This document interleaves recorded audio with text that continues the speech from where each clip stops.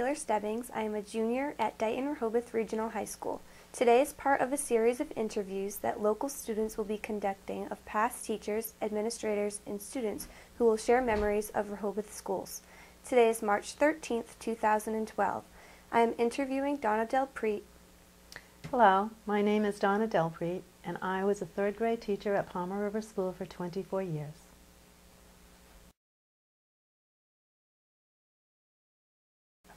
Do you remember your first classroom? I do remember my first classroom. I can't say that I remember the names of all the students, but I do remember that it was very exciting for me, and really it was pretty overwhelming as well. Just being a first-year teacher, I didn't start right out of college. I had worked in industry for 10 years before I taught. So I had young children of my own at home, and I was launching a new career as a teacher. So, but I can remember some of the children, and I can remember the feeling of being a first-year teacher, and it was very exciting. A lot of work.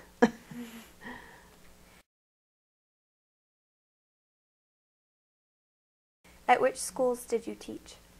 Actually, I only taught at Palmer River, and I first taught for a year as a substitute at Palmer River and Anawan. At the time, Anawan was kindergarten and first grade, and Palmer River. And then the year after I subbed, I got hired to teach in third grade, and that's where I stayed for the entire 23 years after that. Same classroom, same grade. How and why did you become a teacher? Well, as I mentioned earlier, I didn't plan on becoming a teacher right away. I actually, again, worked in industry for 10 years, and then I had my two daughters, and when I was out with my second daughter, I decided that I thought maybe I'd like to go into teaching, and teaching might be for me. So I had a degree already, but I didn't have an education degree. So I had to go back to school, pick up some education courses, and student teach. I did that, and right after, and I student taught in Rehoboth. Got to know, everybody in Rehoboth. And right after that year of student teaching is when they hired me to be a substitute. I did a long-term substitute for Mrs. Pring for 3 months, and then I subbed the rest of the year for various teachers, and then I got hired the following year. Which years did you teach? I was hired into third grade in 1988, and I retired this past June in 2011. What schools did you attend as a child? Well, I grew up in Rehoboth, so I went to all Rehoboth schools. When I was in school, there were no kindergartens in Rehoboth. It started in first grade. And I went to North Rehoboth School on Tremont Street, which the building is still there, and I understand going back to a private school has bought it recently, and they're renovating it, and they're going to have a private school there. But that's where I did grades 1 through 4, and it was just a 4-room schoolhouse, and I have a lot of nice memories of that school. It was fun, and I remember that there was a little girl who lived right next to the school, and she was the only student who had permission to go home for lunch, because all the rest of us rode the bus. But she lived right next to the school, and there was also a little variety store that sold penny candy there, and we used to give her money and have her bring candy back to us until one of the teachers found out, and that was the end of that. So we didn't get any more candy.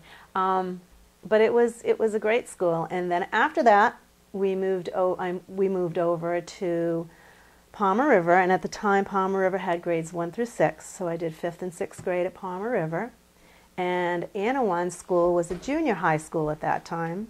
That's where I did grades 7 and 8, and then I went to DR, Dighton Rehoboth, for high school. What year did you graduate from high school? Oh my goodness, you're going to find out my age. I graduated in 1968 from DR. What are you doing today? Well, as I mentioned earlier, I recently left teaching in June of 2011, and I decided in September that I needed to find something to do. So it just so happens that I was friendly with the people who own the Rehoboth Reporter, and they offered me a part-time job at the Rehoboth Reporter. And that has led me back to the schools, because part of my job at the Rehoboth Reporter is to work with some students at Palmer River. I have an after-school program on Wednesday afternoons for 19 third and fourth graders, and we have a little newspaper club. We write articles and get them into the computer. They're published into their little newspaper and also on the Rehoboth Reporter website, and some of them make it into the newspaper. And I also managed to pick up a little job at Beckwith. This is Pinsent's. The principal there asked me if I wanted to be the advisor to the school newspaper, so I started doing that in January because they couldn't find any teachers to do it. So I'm doing that, and then the other days I go into the Reporter and do tasks for them. How was school different when you were a child? Oh my goodness. Well, it was very different, certainly technology-wise. When I was a child, there was no technology, there were no computers. As a student, I remember sitting in class, listening to the teacher, and doing my work. There was lots of lecturing back then. I can't say there were a lot of hands-on activities. Everybody was taught in the same way, and you got it or you didn't.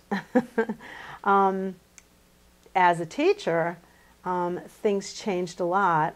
Certainly nowadays, and along the way, we certainly had to address students' needs individually, teach kids at their own level, teach them to their different learning styles. It's very different. There was no MCAS testing. We did have something called achievement test. I think it was the California achievement test, but I don't ever remember that having the pressure that MCAS has these days. So that was very different. There were so many different things. It just seemed to be a little bit looser back then. Academically, things have changed a lot. I think now that students and teachers, there's just a lot more pressure on them with the academics that are being required. Understandably, we need to be competitive. What were the children like? Well behaved for the most part.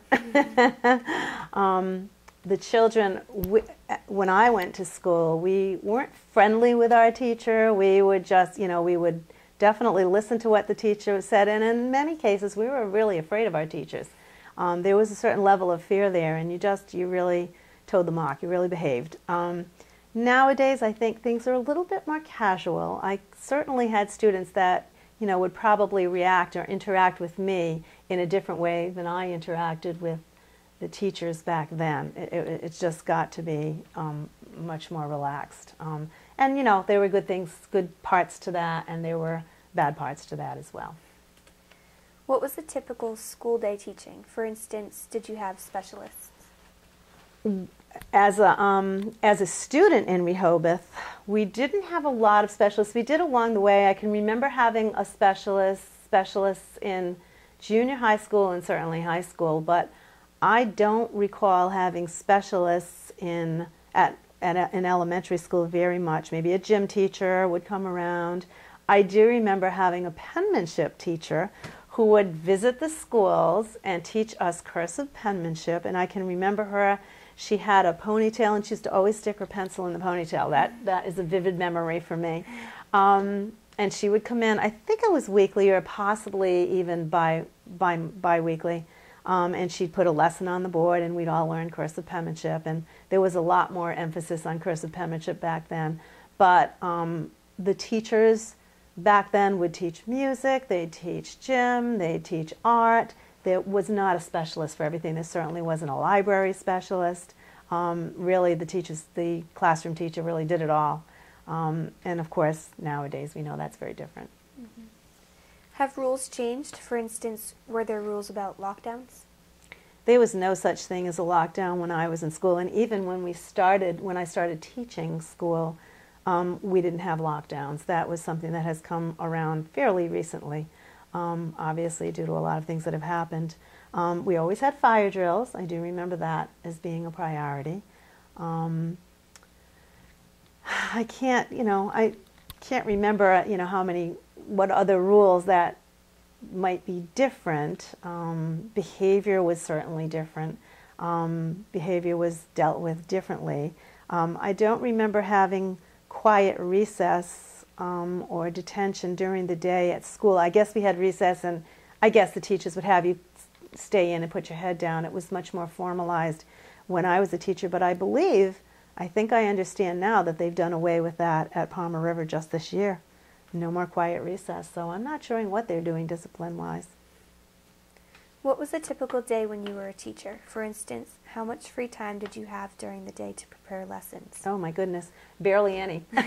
You do have a prep time, and by the time you drop children off at the specialist, pick up your mail, and do a few other things, you probably have 25 minutes or so to do something, run and make copies, or maybe call parents, or check out your lesson, get something ready for a lesson that's coming up.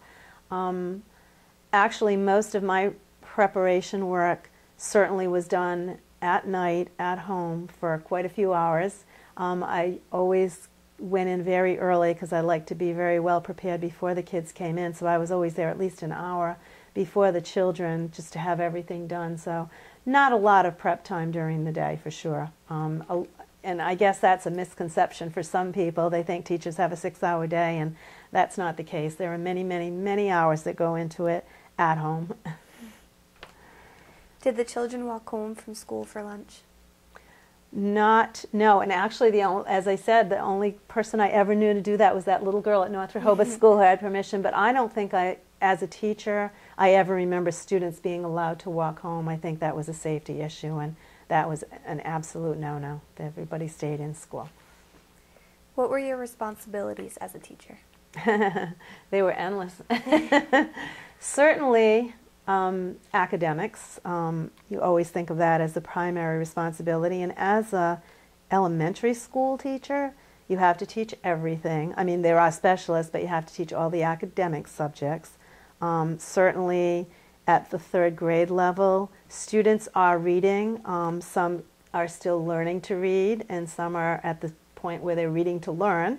But you still have students at different levels, and it was a big responsibility, and it still is, for teachers to try to teach students at their level, through their own learning style, to keep them engaged in lessons. Certainly the same with math. I would say over the last 10 years of teaching, or maybe 15 years even, I got a lot more into hands-on, project-based learning, and students really getting involved, rolling their sleeves up, and you know, the kinesthetic approach, as well as visual, and as well as auditory and so forth. There were lots of different ways to reach kids, and we were certainly encouraged to do that. Beyond academics, certainly at the elementary level, there's a lot of socialization going on. You're almost a second mother to children. You know, they're still very young. They're learning to get along. They're learning to take turns and so forth. So lots of socialization. Keeping kids safe, always knowing where they are. It is a daunting task. You know, you have a lot of students in your class, and not typically a lot of help, especially nowadays. There's less help than ever within the classroom. So you always had to know where your students were, and make sure that if they left the room, they were back promptly. You know, just many, many responsibilities. Were the children punished differently? They certainly were from when I went to school. We were, as I said, we were frightened of our teachers a little bit. And I got to tell you, I have an older brother. I don't even know if I should say this. He was 5 years older than me, and I never experienced this when I went through school, but I can remember him being in junior high in Anawan, and I remember him telling me that there were teachers that literally picked kids up, you know, shook them and so forth. That didn't seem to happen when I went through, but corporal punishment was definitely a part of the education right up until maybe 4 or 5 years before I was in junior high school. So it was very different. That would not happen nowadays for sure. Very much stricter, and I will say probably when children went home, they probably got a dose of it as well from their parents. From the time I began teaching until the time I ended teaching, you know, discipline was probably, there wasn't much, you know, what we did is we had a quiet recess, and sometimes you needed to have kids come in and stay in for quiet recess and maybe write an apology note or talk to them about what bad choice they made and so forth. So I don't know that it's changed a lot. I think children have changed a lot, so maybe the need for it has changed. What was the hardest thing to adjust to over the years? Well, for me personally, I think technology, and I hate to admit it, I'm not a techie. I've had to learn, you know, to get along in life, but I found it difficult every time we were challenged with, you know, a technology piece. It was hard for me. I relied on our wonderful computer teacher, Laura Schwall, to help me and other people. Certainly the addition of lots of academics and the pressure of the MCAS tests coming in and, you know, always being rated, you know, compared to other school districts and so forth. I think we all felt like we were working as hard as we could and maybe, you know, just wasn't ever good enough, and that was hard for me.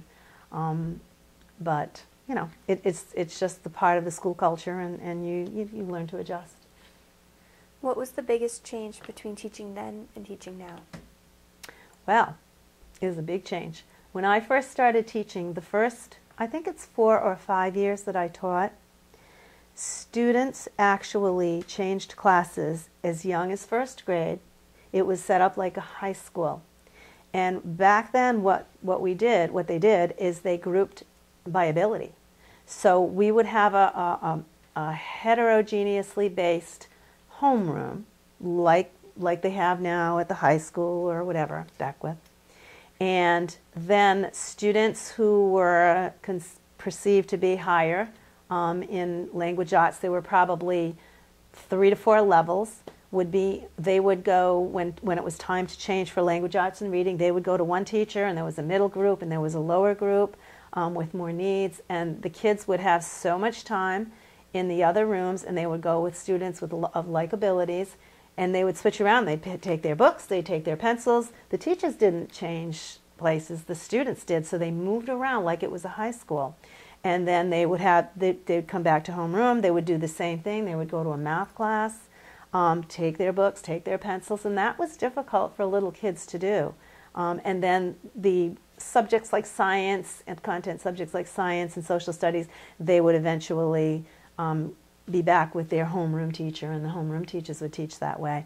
Some people thought it was probably easier for the teacher because the teacher was teaching pretty much the same level, so you weren't basically looking at individual needs as much, but you also lost your child. You could never take a lesson and go from reading and incorporate it into a science lesson or a social studies lesson. There was no cross-curricula.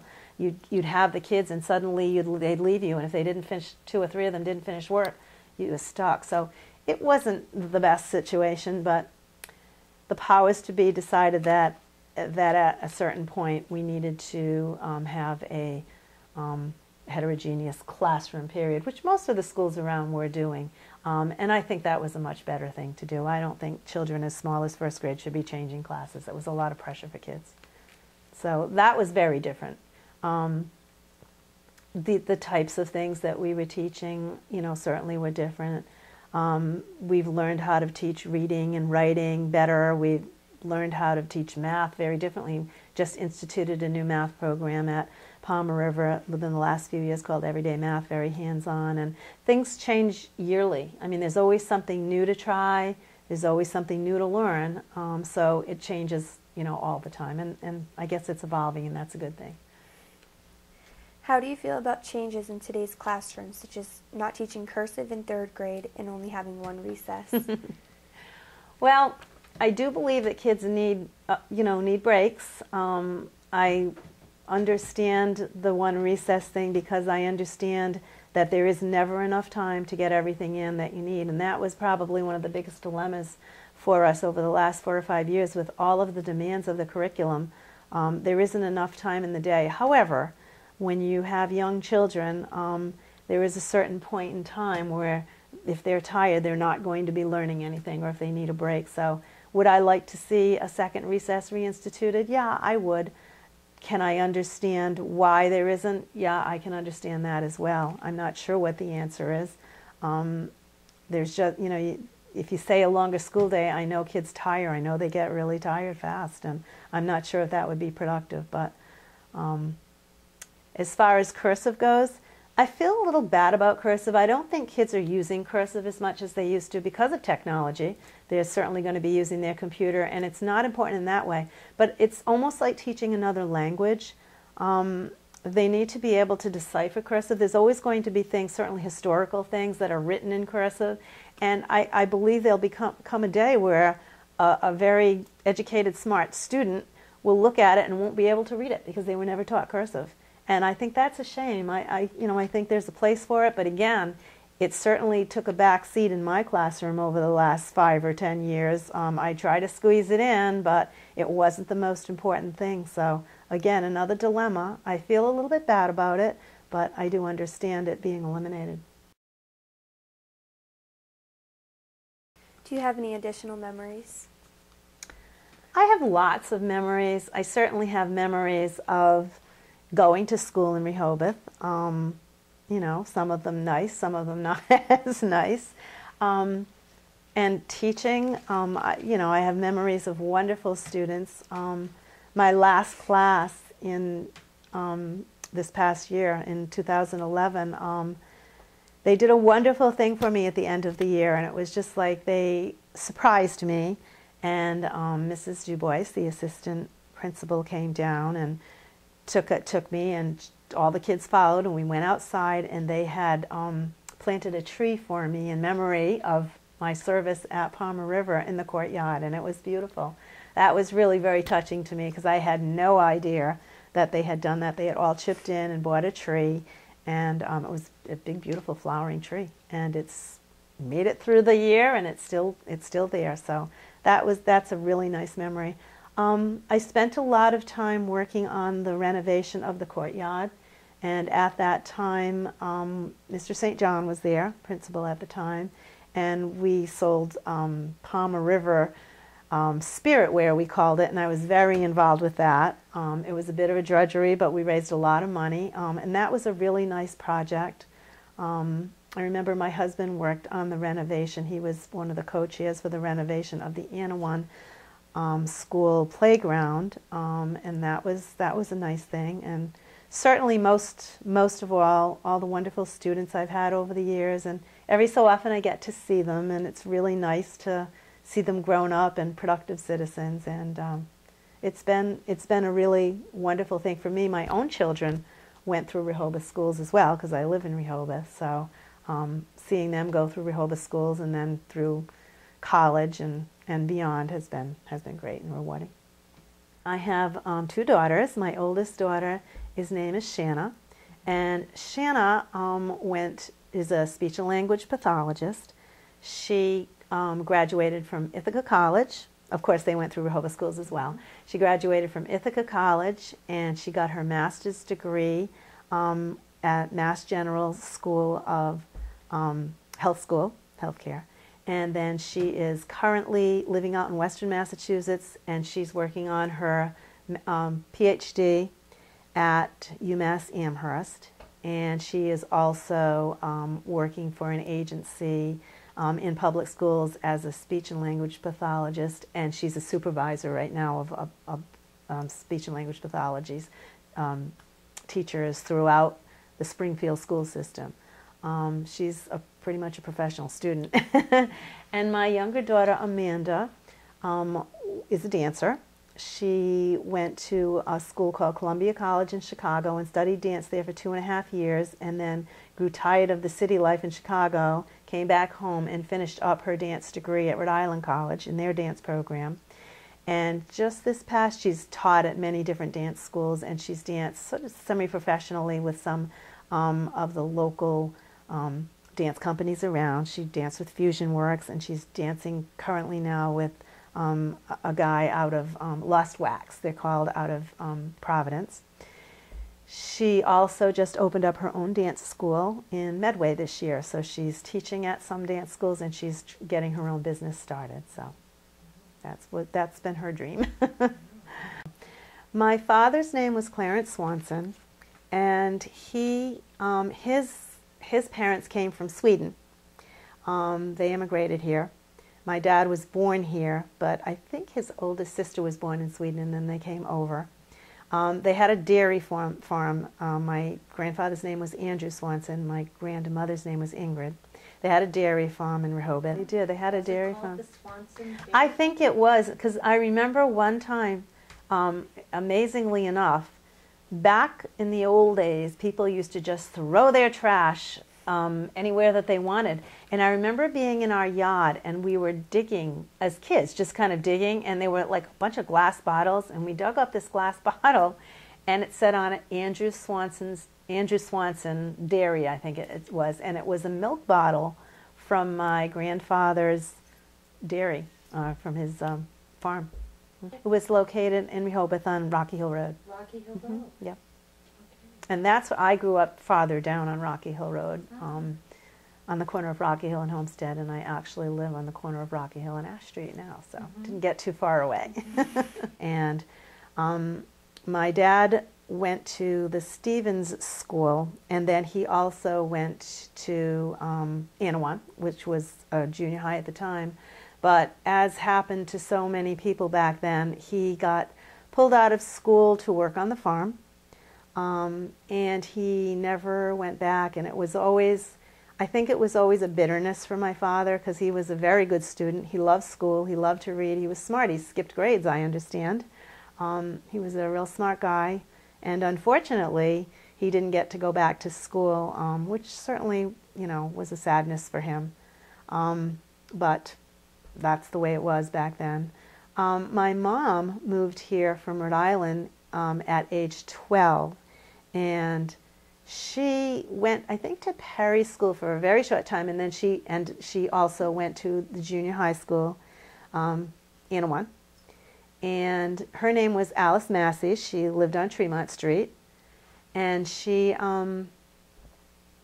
also dropped out of school to work. It happened a lot. I think she completed 8th grade, and then she worked in Attleboro. There were jewelry stores and jewelry factories in Attleboro, and I remember my mom saying that she ended up working and didn't go back to school, which was always a regret of my mother's and my father's as well. And my mom was always said to my brother and I can't make you go to college, but I sure wish you go to, I sure hope you go to college. And I always remember her never pushing us to do it, but, wanting us to do it. And I think that was probably a good way of, not forcing you to do something, having your child understand how important it was, because it was a big regret on her part. My brother is 5 years older than me. His name is David Swanson. And again, he went through the same schools that I did. He went to North Rehoboth, and he went to Palmer River. He went through Anawan, and then Dighton Rehoboth. He was an engineer. He's retired at this point, and he lives in Wakefield, Mass. But he and his wife Barbara, who's a pharmacist, are building a home up in a mountaintop, really, in New Hampshire, in Sutton, New Hampshire. It's a beautiful home, and that's pretty much what he's dedicating his time to. And they're actually, instead of moving to Florida, they're going to move to New Hampshire, which is kind of unusual for retirement, but they're pretty much ready to almost move into the house. But it's a beautiful, beautiful house. But he actually was in the Coast Guard after high school. He served in the Coast Guard during the Vietnam War. And then he went to Lowell Tech, Wentworth and Lowell Tech, and he graduated from there with an engineering degree and went on from there. My husband's from the South Shore. He's from Rockland. We actually met at Texas Instruments before I was teaching, when I was working in industry. That's where we met and ended up getting married. My husband's name is Stephen, and he's an engineer, actually, as well.